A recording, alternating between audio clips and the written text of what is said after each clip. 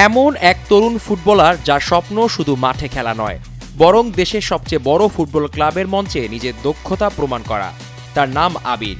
মাত্র ১৫ বছর বয়সী এই ফুটবলার ময়মনসিংহ থেকে ঢাকায় আসেন শুধুমাত্র ফুটবল প্র্যাকটিসের জন্য।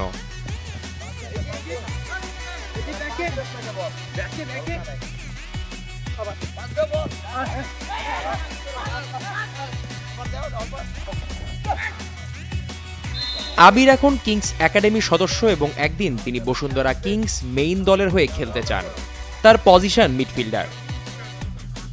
প্রতিদিনের পরিশ্রম এবং কঠোর অনুশীলনের মাধ্যমে আবির নিজের লক্ষ্যে পৌঁছানোর জন্য কঠোরভাবে কাজ করছেন। ফুটবল নিয়ে আমার অনেক বড় স্বপ্ন। আমি নেইমারের মতো হতে চাই এবং বিদেশে খেলতে চাই। অন্য অন্য ক্লাবের চেয়ে বসুন্ধরা অনেক উন্নত মানের প্র্যাকটিস এবং স্যাররা আমাদের খুব যত্ন সহকারে প্র্যাকটিস করায়। আবিরের ফুটবল যাত্রা সহজ ছিল না, কিন্তু সবসময় তার পাশে ছিলেন তার বাবা। ময়মনসিংহ থেকে ঢাকায় আসা, কঠোর অনুশীলন, অনেক ত্যাগ, এসব কিছুই তাকে থামাতে পারেনি। তার স্বপ্ন বড়, আর তার পছন্দের ফুটবলার নেইমার। নেইমারের মতো বড় ফুটবলার হতে চান আবির। আগে অনেক ড্রিবলিং পারতাম না, এখন টুকটাক ওইগুলি পারি, শিখছি, স্যাররা শিখাই দিছে। নতুন নতুন প্র্যাকটিস শিখাইছে, গেম মুভমেন্ট বুঝাইতেছে, ড্রিবলিং, শট সব শিখাচ্ছে তারা। এমন একটা কঠিন যাত্রায় আবিরের পাশে রয়েছেন তার বাবা। ছেলেকে নিয়ে অনেক বড় স্বপ্ন তার। ওর জন্য আসা একটু কষ্ট, কিন্তু তার বড় ফুটবলার হওয়ার স্বপ্ন। এই জন্যই সে ময়মনসিংহ উদয়ন জুনিয়র ফুটবল একাডেমিতে 5 দিন প্র্যাকটিস করে, ওখানে খেলে।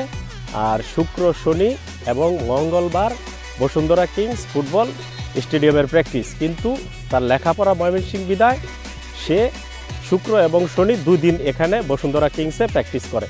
ভর্তি হওয়ার আগে আয়সা দেখছি, এবং বসুন্ধরার কোচ যে স্যাররা আছে, Nipu sir, Asif sir, Selim sir, ওনারা খুব ভালো মানের প্র্যাকটিস করায় এবং খুব কড়া হার্ড, এবং ছেলেদেরকে খুব যত্ন সহকারে। আমার কাছে খুব পছন্দ লাগছে, তাই আমি বসুন্ধরা কিংসে ভর্তি করাইছি আমার ছেলেকে।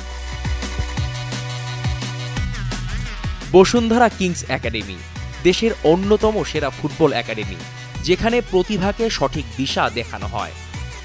এই একাডেমি আবিরের মতো তরুণদের নিয়ে কাজ করছে, তাদের ফুটবল জীবনে এক নতুন দিগন্ত উন্মোচন করার জন্য। তাই তো ময়মনসিংহ টু ঢাকা অনেক লম্বা যাত্রা মনে হয়নি আবিরের।